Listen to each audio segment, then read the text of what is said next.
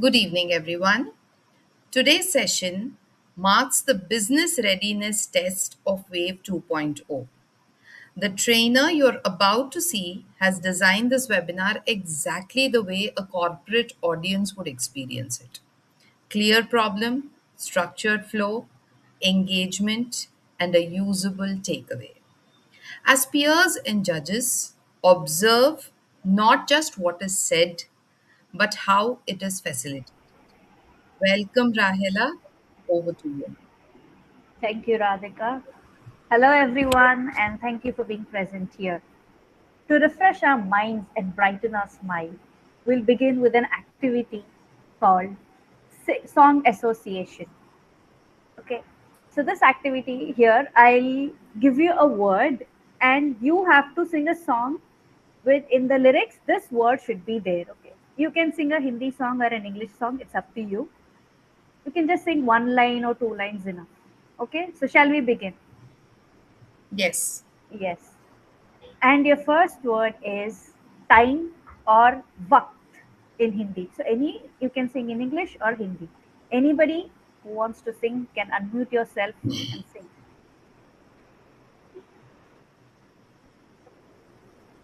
Can you repeat that word once? Time or waqt. Okay. Can I sing? Yeah, please go ahead. I just remembered one song.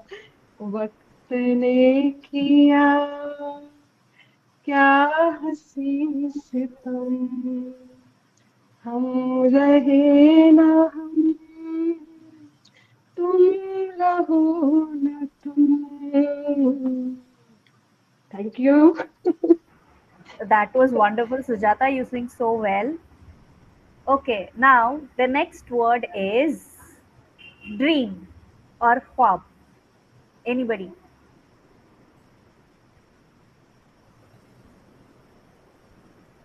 You're coming up with such tough words. Yeah, khwab is so easy. Khwab, khabo, khabe, anything. You know.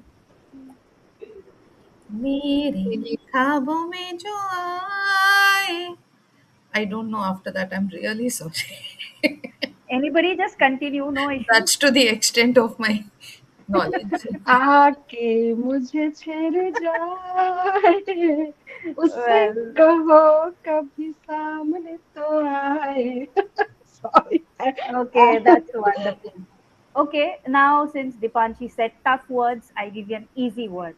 Friendship, dosti.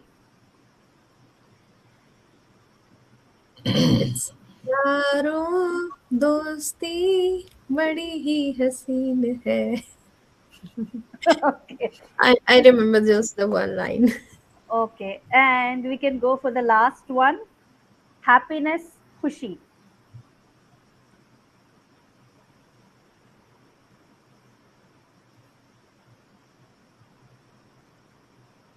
Frida, you're not trying anything? I know a word, a song with Khushi, but maybe it's not happiness.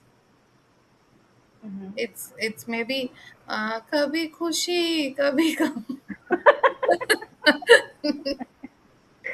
ना Okay, होंगे जुदा कभी खुशी कभी गम. okay, so hope you guys enjoyed, and that was a blast. Thank you all for participating. It's so amazing that music connects us even in the virtual session, right? So let's carry this energy forward and dive into our session with the topic speaking up without sounding aggressive. So let me present my screen.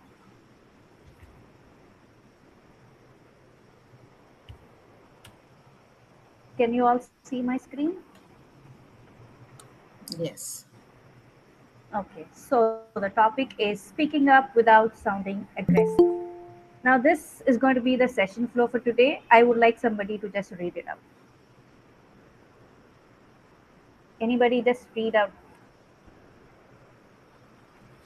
Uh, Speaking up without sounding aggressive, authority opening, problem framing, core concept, application activity, signature tool, and takeaway and call to action.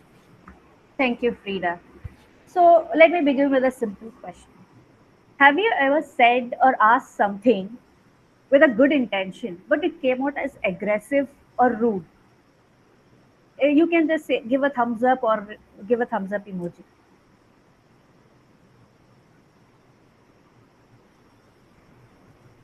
Well, you're not alone.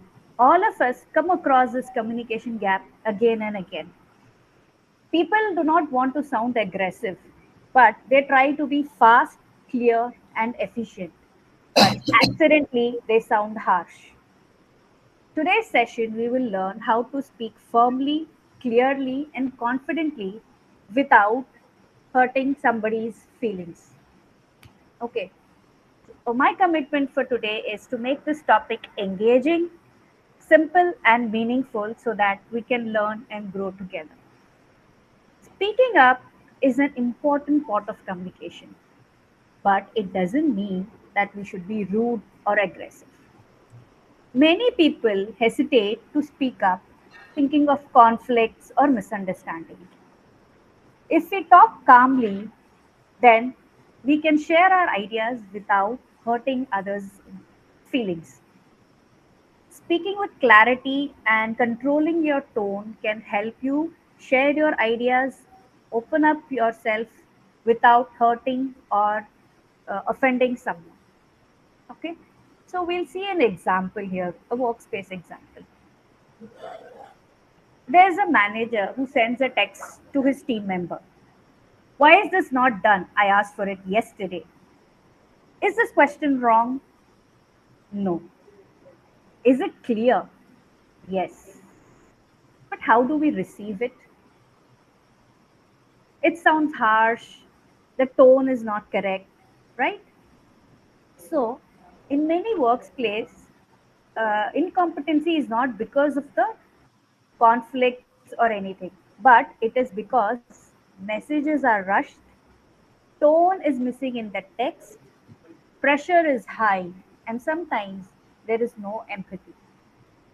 That's why many professionals do not only focus on completing tasks, but they focus on timing, clarity, language, and tone. Communication can be divided into three parts. Okay, passive, aggressive, and assertive. Passive communication is where you don't speak, you just keep quiet or avoid speaking the truth.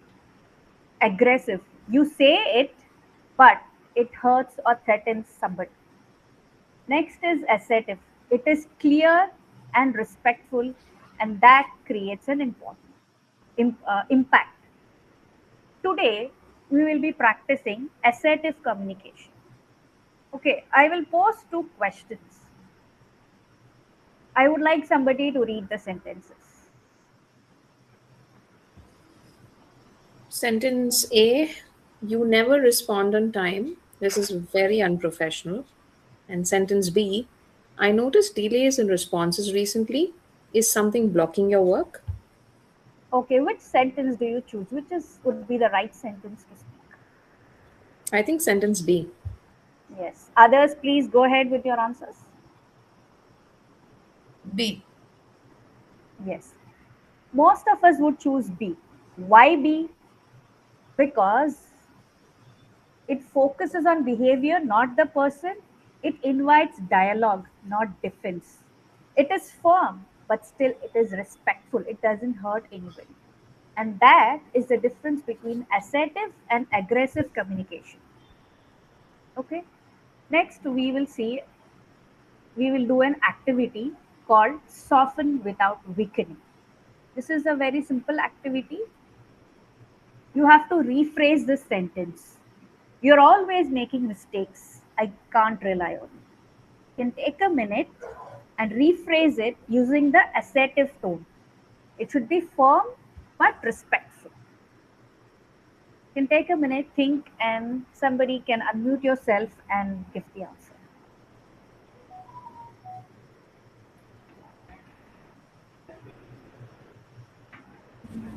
Can I try once? Yeah, definitely, please.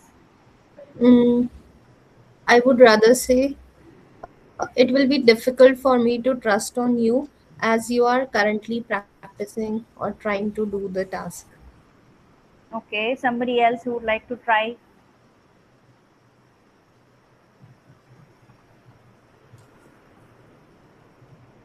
Nobody? Guys, please, somebody say something. You can try. I'd like to try.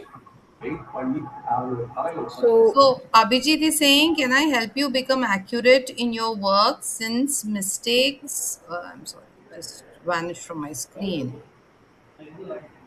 So, can I help you become accurate in your work since mistakes put all of us in reverse gear? That's wonderful, Abhijit. Okay, now, did you notice what has changed? There are no blaming words like always. Focus is on the issue, not the person. And it is a solution oriented tone. This is professional maturity in communication. I would like to share a simple toolkit with you all, which is called as Firm Communication Toolkit, which is F, I, R, and M. Now, F stands for facts. Facts. State what you have observed. There should be no assumptions. And when you start with facts, people will start listening rather than defending themselves. Next is I, which is for impact. Uh, Explain why it matters. Why that fact which we stated, why it is important, or what is the impact of that which has happened with the team or to the client or to the work. Next, R is request.